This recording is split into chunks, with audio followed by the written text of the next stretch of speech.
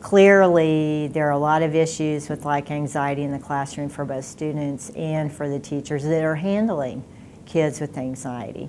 And through the years of working with kids with anxiety and doing presentations on strategies that like can help kids like, make this a little bit easier, I want to present a number of tips that we've come up with in the clinic to, help kids and teachers alike be able to like streamline this situation.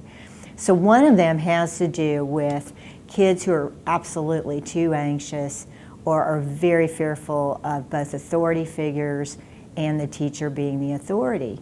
Oftentimes teachers are going to be pretty directive in terms of working with kids in stating the rules of the classroom. Not standing up when you have no permission, not like, speaking out, and certain rules about going to the restroom and how that's going to be handled. And rightfully so, because teachers need to think about classroom management and everybody not getting out of their seats and just wandering around and doing whatever and not getting their work done. That having been said though, if you have anxiety, you may amplify that message and then become very, very anxious about the idea of breaking a rule or being inappropriate in front of everybody, having some social anxiety there. And therefore, asking a question or expressing yourself may become close to impossible. So we have developed a number of strategies to help kids do that. For the most part, this would be more like elementary age kids who would use this particular strategy. And what we have done is like develop a card system by which there are 3 different cards. The kiddo has a card, the teacher has a card, and then there's a reward card. When the child has a card, they have a system by which their little bitty card that they have and they can carry with them has a number of things that they might need to ask the teacher.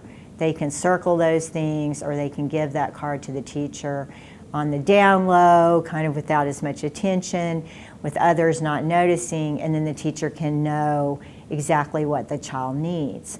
The teacher also can have a card that like can give to the child that says, I noticed that you might need something, and they might circle up, or do you need some additional help? Do you need to go to the restroom? Do you need to step out for a minute? And that kind of thing. What happens in the use of the cards is that when the child uses the card, they get a reward, right? And we have reward cards for that. The teacher can also be helping, and that's the thing about like working with teachers is coming up with strategies that are not so difficult that teachers can't manage when they have like 25 kids in the room. So this is really very easy to do. Having been a classroom teacher myself, right, I always have to think about that, right?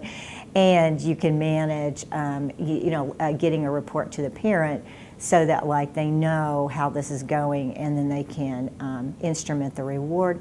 The reward can also be given by the teacher as well, right?